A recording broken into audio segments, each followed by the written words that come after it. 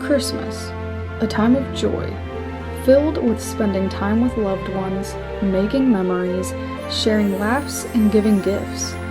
Truly the greatest time of the year. But what happens when gift giving goes horribly wrong? When one innocent gift causes more harm than good? That's what we are here to talk about, when Christmas becomes a haunting nightmare.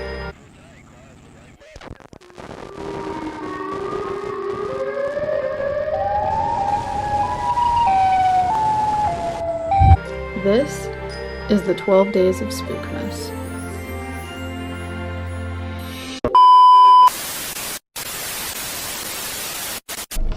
Hello! Jesus. Guess what we're doing today? They can't see the wrapping paper in the back. Guess what we're doing today? Welcome to, I'm marking my territory. She's not peeing in the car. Mike, she's not peeing in the... We're not in the usual car. We are in my dad's brand new Cadillac. And it's really fancy. And scary. Yeah, if we mess anything up in here, we're gonna have to go to Mexico and hide. And it literally took me like 20 minutes to figure out how to connect my phone to the Bluetooth. Because I wanted to listen to Suicide Boys, because our other car is not fancy and does not have that kind of stuff. Sound like you said Swiss side boys. Swiss side? The Swiss side boys. The Swiss cheese boys. Okay, well first, welcome to day 5 of, of the 12 Days of Spookmas. Hope y'all are having an amazing day. Had an amazing day, I guess. We got Starbucks. What'd you get? Ow. I cut my finger on the lid. I got a strawberries and cream frappuccino. And they spelled my name wrong. I got a caramel ribbon crunch frappuccino. But we just went... Sorry. That was my phone. Oh, I thought the car was dinging at us. I was like, what am I doing wrong? We went to Dollar Tree. What'd you get at Dollar Tree? Some stuff for the elf on the shelf. And wrapping paper. And wrapping paper. We each got 4 things of wrapping paper, and as we were walking out, I'm like carrying mine, and I like turned... Smacked me in the head. I turned really fast and just smacked her in the head on accident.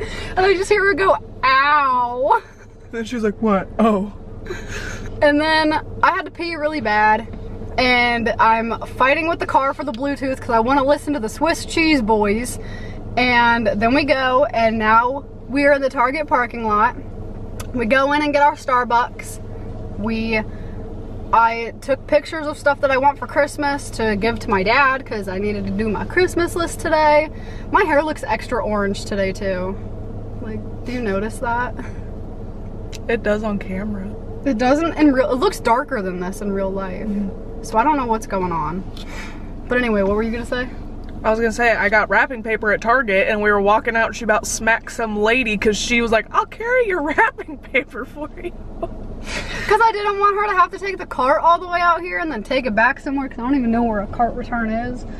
Over there. And I was like, I'll just carry your wrapping paper. And then this lady's walking by me and I about freaking whacked her in the forehead with it. Just to clarify, I wouldn't need a whole cart just for the wrapping paper. I was carrying other things. Yeah. I am capable of carrying wrapping paper. She was helping. And we're getting ready to go to Five Below, which is right over there. And you'll see our, you'll see that part in day 6. Do you like my shirt? It says, "Is mayonnaise an instrument?" The fact that some people won't get it is very irritating my to me. kids thought it was funny, so that's all that counts. And when I found, your camera's dying. Yeah, I brought the other battery. But when I found the shirt, I was like, Abby! And she was like, oh my God. Some holiday hostility, validity. Hostile validity. Hasta la vista, baby! People getting in that truck and that lady's gonna be like, what the hell are they doing? She's staring at us. She waved. Oh. She was like, My camera's gonna die, so I'm just waiting for it to die.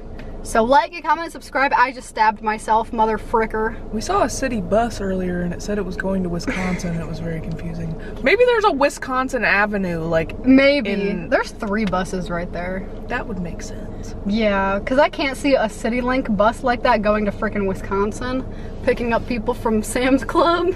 I feel kind of stupid that I didn't realize that that could have been a street name until right now. And then, yeah, because then you realize in the South Side, all the streets are names. Or all the streets All the streets are named. What a revelation! all the streets are states. Like there's California Avenue, Nebraska Avenue, Arkansas Avenue. On that note, that just put a fucking chicken bone in me gullet right there. I just started yelling. There's also a sunroof. It's really fancy. She doesn't need help. But Well, I do. not that kind of help. She doesn't need help to get away from me, okay? This car sits so low to the ground that I'm so scared that if I hit a pothole, which I'm really good at doing, I'm going to break the car, and God, I'm scared. I'm glad we didn't take this to Galesburg. When I hit that pothole so big, it almost sent you into cardiac arrest.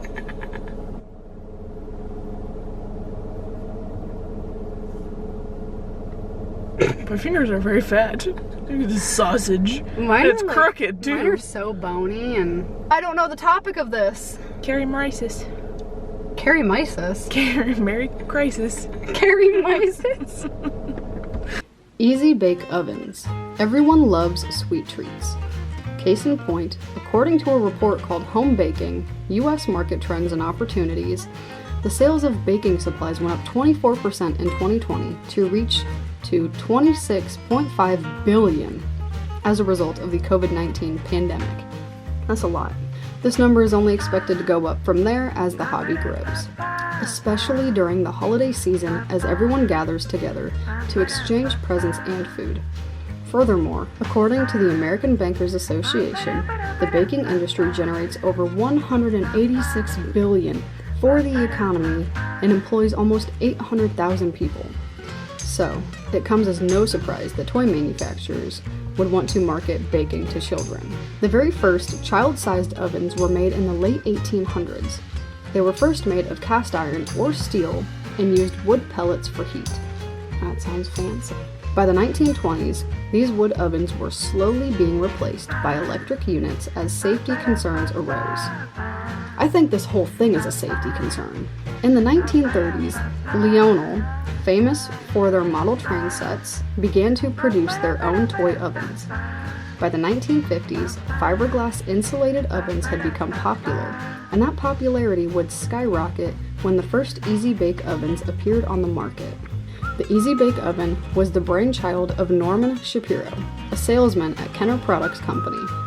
Shapiro drew an inspiration from the pretzel machines in the New York City subway, which used light bulbs to heat up the pretzels. This concept was taken and shrunk into a toy-sized package.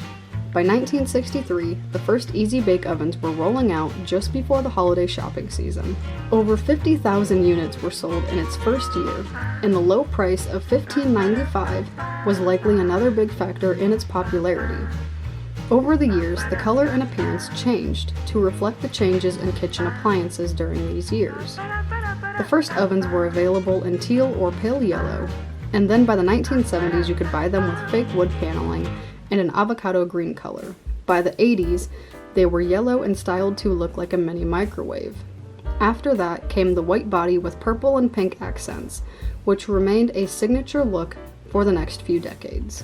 In 1969, Kenner partnered with Betty Crocker.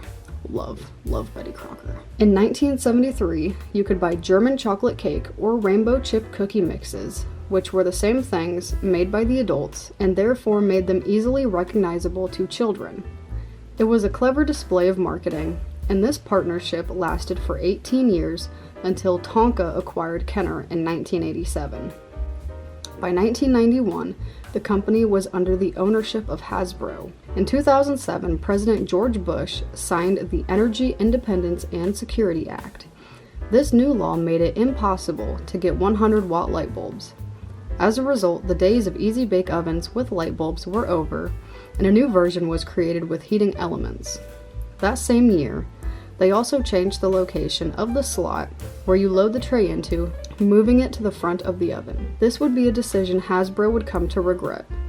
Between February and July of 2007, they got 249 reports of children getting their fingers stuck in the opening of the oven. 77 of these were burns, and 16 of these were second or third degree burns. Hasbro offered a retrofit kit to fix the problem, which consisted of a plastic grate that went over the oven door and flipped up when the pan was inserted.